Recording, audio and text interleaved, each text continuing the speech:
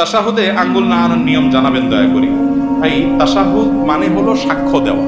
তাশাহুদ মানে কি? সাক্ষ্য দেওয়া। আমরা তাশাহুদের সময় আঙ্গুল দিয়ে ইশারা দেই না? অনেকে দেন, অনেকে দেন না। না দিলে নামাজ হয়ে যাবে, কিন্তু ওই যে লবণ ছাড়া তরকারির মতো, এটা সুন্নত হলো না। সুন্নত হলো ইশারা করা। ইশারা কেন করব? কারণ এই আঙ্গুলটাকে বলা হয় শাহাদাত আঙ্গুল। শাহাদাত মানে কি? সাক্ষ্য। এই আঙ্গুলটাকে বলা হয় সাক্ষী দেওয়ার আঙ্গুল। কেন? কারণ সাধারণত আদালতে, বিচারে, কোনো কিছুতে সাক্ষী দিতে হলে আঙ্গুলটা বলা হয় অমুক এটা করেছে, অমুক এটা করেছে, এটা দেখায়া যে কোনো কিছুকে ফিক্স করা হয়। এই জন্য এটাকে সাক্ষী দেওয়ার আঙ্গুল বলা হয়। আমরা যখন কালিমায়ে শাহাদা পড়বো আত্তাহিয়াতুর মধ্যে, আশহাদু আল্লা ইলাহা ইল্লাল্লাহ ওয়া আশহাদু আন্না মুহাম্মাদুর রাসূলুল্লাহ, বা তাশাহুদ মানে কি? সাক্ষ্য দেওয়ার দোয়া বা সাক্ষ্য দেওয়ার বাক্য, কালিমা। এটা পাঠের সময় আমরা আঙ্গুল তুলে সাক্ষ্য দেব। মুখে সাক্ষ্য দিচ্ছি, আবার আঙ্গুল তুলেও কি দিচ্ছি? আমি সাক্ষ্য দিচ্ছি যে আল্লাহ ছাড়া কোনো সত্যিকারের কোনো মাবুদ নাই, মুহাম্মদ সাল্লাল্লাহু আলাইহি ওয়াসাল্লাম আল্লাহর গোলাম এবং রাসূল। এই কথার কি দিচ্ছি? সাক্ষ্য দিচ্ছি। মুখে সাক্ষ্য দিচ্ছি, আবার আঙ্গুল তুলেও কি দিচ্ছি? সাক্ষ্য দিচ্ছি। এজন্য তাশাহুদের সময় আঙ্গুল তোলাটা কি? সুন্নাত। তাশাহুদ পাঠের সময় আঙ্গুল তোলা কি রে ভাই? সুন্নাত। এই আঙ্গুল কিভাবে তুলবেন? এটার পদ্ধতি হলো, এই যে দুইটা আঙ্গুল, এই কোনই আঙ্গুল এবং তার পাশেরটা, এই দুইটাকে ভেঙে ফেলবেন। এভাবে ভেঙে ফেলবেন। এরপর তিনটা থাকবে, তো আর এই দুইটা দিয়ে আংটি বানাবেন। এবার মাথা জোড়া দিবেন এবং এটা ইশারার সময় এরকম উঠাবেন। বুঝতে পেরেছেন?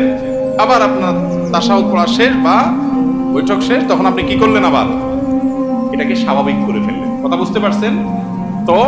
অনেকে আবার বলে আশহাদু আল্লা ইলাহা ইল্লাল্লাহ করে উঠাইতে হবে। ওই টাইমে না হলে একটু এদিক সেদিক হলে ঈমান চলে যাবে। ঈমান এত সস্তা জিনিস, এটা ভুল ধারণা। বুঝতে পেরেছেন? যে না, এই টাইমে না হলে, টাইমিং উল্টাপাল্টা হলে আবার ঝামেলা আছে, বাবা দরকার নেই, থাক, এটা তো সুন্নত কাজ নাই করলাম, এরকম অনেকে করে। এটা ভুল ধারণা।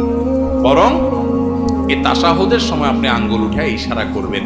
অনেক ভাই আঙ্গুল নাড়াচাড়া করে না। অনেক ওলামা একরাম নাড়াচাড়া করার কথা বলেন, কারণ একটা হাদিসে আছে যে এই আঙ্গুল নাড়ানোটা শয়তানের উপরে লোহার আঘাতের চাইতে কঠিন হয়। এই জন্য ভালো করে নাড়ায় শয়তানরা আঘাত করে নেয়। বুঝতে পারছেন? কিন্তু এক্ষেত্রে দুইটা মত, যদি অনেক ওলামা একরাম বলেছেন যে নাড়াইতে থাকা এবং এটা শয়তানের জন্য বেশি কঠিন হয় লোহার আঘাতের চাইতে বা এই জাতীয় আঘাতের চাইতে। তো এই মতটার চাইতে আমার কাছে অধিকতর শক্তিশালী মনে হয়, এবং এটাই বেশি বিশুদ্ধ মত, যে নাড়াইতে থাকা না, বরং ইশারা দেওয়া। কারণ বেশিরভাগ হাদিসে যে ভাষ্য আসছে সেটা হলো তাশাহুদের সময় আঙ্গুল দিয়ে কি করা? ইশারা দেওয়া। ইশারা কিন্তু নাড়াইলে হয় না। নাড়াইলে ইশারা হয় না।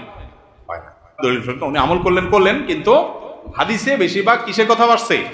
ইশারার কথা আসছে, নাড়ানোর কথা আসে নাই।